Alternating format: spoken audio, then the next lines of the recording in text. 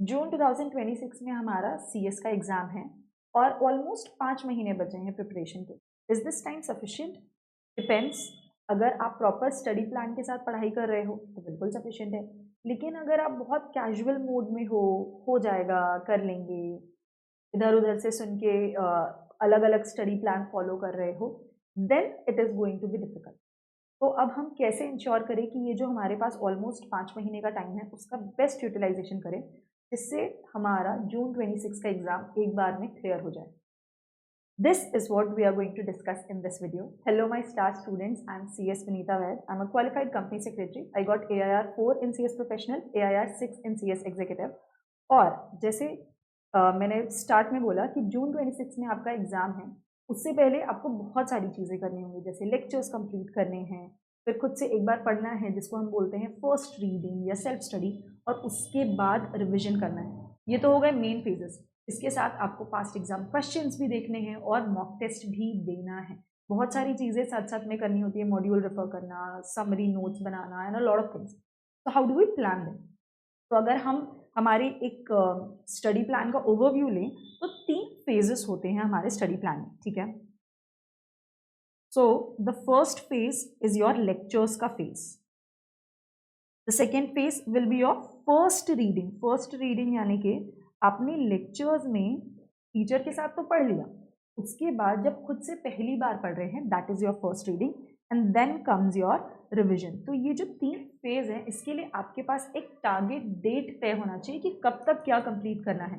अगर वो target date decided नहीं है तो बहुत अच्छे तरीके से हम प्रिपरेशन कर नहीं पाते हैं, स्ट्रेस भी चल रहा होता है कि कंप्लीट होगा नहीं होगा, इतना सारा कुछ है, और एक अच्छा फ्लो नहीं बन पाता है पढ़ाई का, ठीक है। सो एक रफ डेट हम डिस्कस करते हैं कि क्या हो सकता है।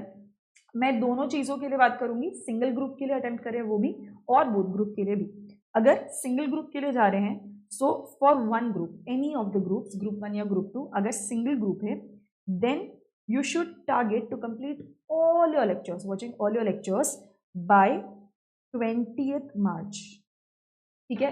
20 मार्च तक के you have to make sure कि जितने लेक्चर्स आपके हैं आपको सारा कंप्लीट करना है। So what you have to do, आपको टोटल नंबर ऑफ लेक्चर्स देखने कितने हैं, जिस दिन आप ये वीडियो देख रहे हो, आप स्टडी प्लान बना रहे हो, उस दिन से कितने दिन बच रहे हैं, लगभग 18 मार्च तक के देखना कितने दिन है, 60 days, 80 days, whatever it is, then divide the number of lectures by the number of days. So let's say 160 lectures बच रहे हैं आपके और 80 डेज है, तो रोज 2 लेक्चर देखने होंगे, like that you will calculate, ठीक है।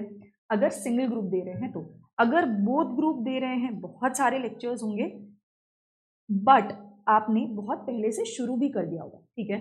आई बिलीव आपने काफ़ी महीने से लेक्चर्स देखना शुरू भी कर दिया होगा। आपके लिए आगे फर्स्ट रीडिंग में भी बहुत टाइम जाने वाला है और रिविजन करने में भी बहुत टाइम जाने वाला है, क्योंकि डबल नंबर ऑफ सब्जेक्ट्स हो जाएंगे आपके लिए। So for you the target date will be 15th February। 15th February तक अगर आपके लेक्चर्स खत्म होते हैं, then you will be able to do proper 3 revision with test series, with referring the modules, everything, okay। so single group के लिए 20th March और both group के लिए 15th February should be the target। अब इससे 2-4 दिन आगे पीछे बिल्कुल हो सकता है, ये एक रफ डेट है, एक डेट क्योंकि हमें दिमाग में लेके चलना है। then comes your first reading phase। अब single group के लिए again आप 21 मार्च से लेके 20th अप्रैल तक के, 21 मार्च से लेके 20th अप्रैल तक के, विच विल बी 31 डेज, आपको अपनी फर्स्ट रीडिंग चारों सब्जेक्ट्स की या 3 subject whatever it is, आपको वो खत्म करना है, ठीक है। और अगर बोथ ग्रुप है, then it will be 15th Feb के बाद तुरंत 16th फेब से आपकी रीडिंग शुरू हो जाएगी और 25th मार्च तक के, विच इज अराउंड 38 डेज। ये पूरा कैलकुलेशन करके मैंने रखा हुआ है। इतने दिन में, 38 डेज में, you'll have to wrap up your first reading of all the subjects, okay। then comes your revision।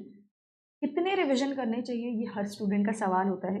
तो 3 revision is something that everyone suggest, ठीक है। 3 रिविजन कम भी नहीं है, 3 रिविजन ज़्यादा भी नहीं है, 3 रिविजन हो भी जाता है आराम से, ओके। तो 3 revisions you have to do before your exam. Exam से पहले जो आप रिविजन करते हैं 1 day before exam, that is your 4th revision.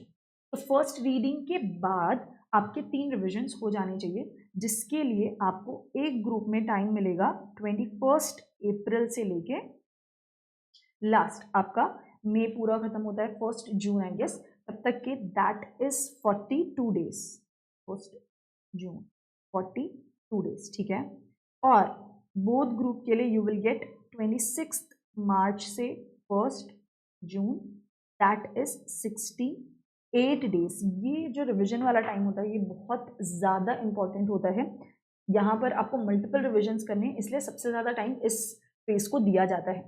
अब अगर बात करें मॉड्यूल रेफर करने की, तो you should refer your module when you are doing your lectures, watching your lectures, तब आपको एक बार देख लेना चाहिए कि सारा कुछ कवर हुआ है या नहीं।